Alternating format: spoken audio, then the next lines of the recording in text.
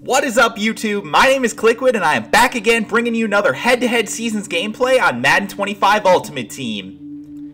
It's been a slow process to get where we're at now, but I am 5-0, looking to make it 6-0 this week, playing against this guy named Urinburn. I'm going to quickly rotate through his team here so you guys can get a quick look at what he's got going on his team. He doesn't have a whole lot of talent, to be honest with you. When I saw this lineup, I was pretty happy about it because I've been playing some guys like the Average Joe and a couple of the other people that I played that have ridiculous teams. So seeing somebody with kind of a noob lineup like I have, it was good. It made me feel confident. And there's absolutely no question that when I'm feeling confident, I play better. And I came out early in this one. I drove down the field, utilizing the running game like I always do.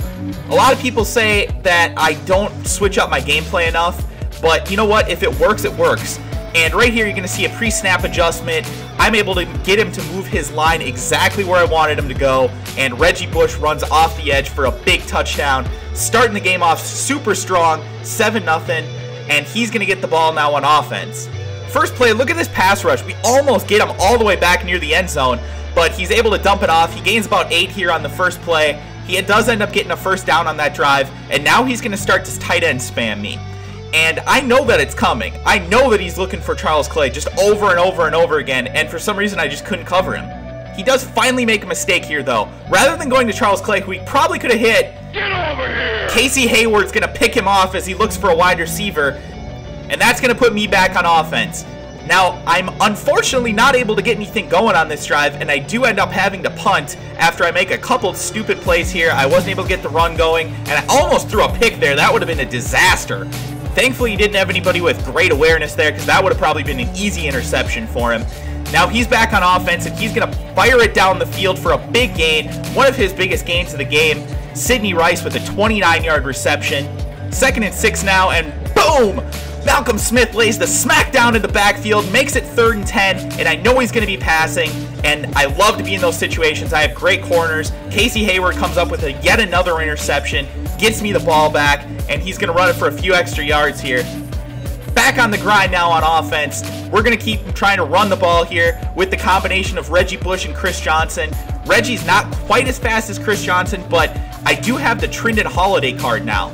And that, as you guys are going to see here as he moves in motion, that card actually gives you +2 speed, for those of you who don't know. And he's not a bad receiver. I thought that he was going to be terrible. I thought he was going to be like 65 overall or something like that. But he's actually like 95 overall. Not to mention that he's really fast. And he adds +2 speed to every player that's on the field with him. And here we go. Percy Harvin takes the play-action reception from QB Walter. We go up 14-0. And it was about this time that I started to get a little bit overconfident. I feel like he's just going to keep trying to force it into coverage, so I end up making a mistake. Uh-oh, retard alert! Retard alert, class! User controlling antro roll, I end up trying to cover the out route, and he hits me over the top for like 65 yards. I did end up stopping him on 1st and goal, but on 2nd and goal, I'm not going to be quite as lucky, and he's going to be able to easily walk in here with Pierre Thomas. And now it's 14-7, and unfortunately I make one mistake after another. Here's another one. Come on, you're gonna have to sit in the dunce chair. Ugh, so frustrating. I throw another stupid pick with only 18 seconds left now. He goes on offense, and he throws a pick. 14 seconds left now. I do get the ball back. Thankfully, I get out of trouble, and I'm tired of making mistakes. So I'm just gonna throw a screen pass here and see what happens. My line gets out there and makes some amazing blocks, though. I'm able to go all the way down to about the 3-yard line. I call a timeout, and this was where I made a crazy decision. I probably should have taken the 3, but I end up throwing the ball. Vernon Davis makes the catch, and I'm up 21-7 at halftime. Start of the second half, and the tight end spamming is going to continue. Charles Clay might as well have been freaking Antonio Gates in his prime at this point. This time, Glennet bombs it down the field, and thankfully, he finally drops a pass. Charles Clay really isn't that good, so I was just getting so frustrated at the fact that I just couldn't cover him. Couldn't do it. And he just kept hitting me and hitting me and hitting me with Charles Clay. Again, here over the middle. I tried to manually cover at that time, but he ran a really good route, and I wasn't able to keep up. Overall, I feel like the guy that I was playing here wasn't that good at the game, but he knew how to take advantage of some of the plays that I like to run on defense, which is typically just simple man-to-man coverage.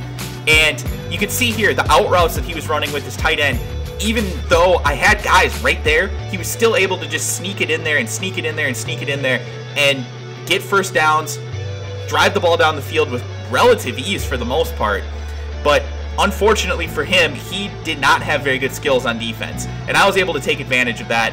Chris Johnson is so fast, and if you let me get out into open space with him, he's just going to keep destroying you.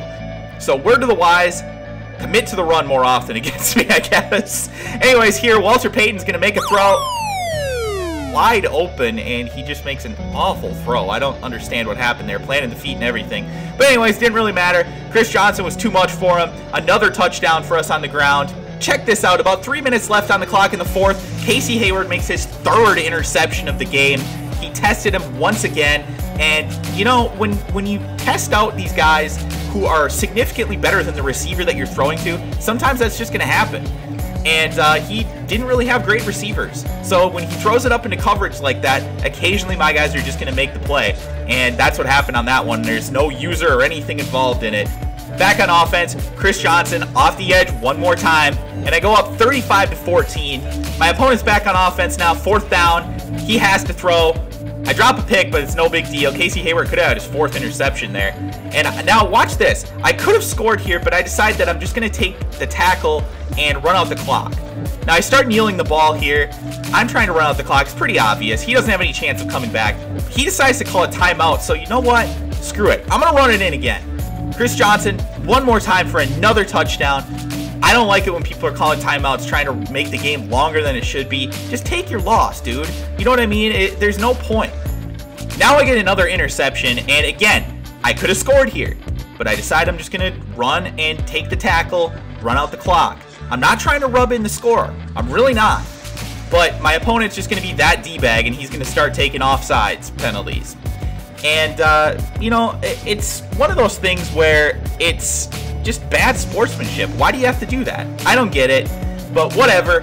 I'll take the win. That moved me to 6-0, one step closer to that first round bye in the playoffs. I'm looking to win the Super Bowl in this thing. This is my first time playing Madden 25 Ultimate Team head-to-head seasons.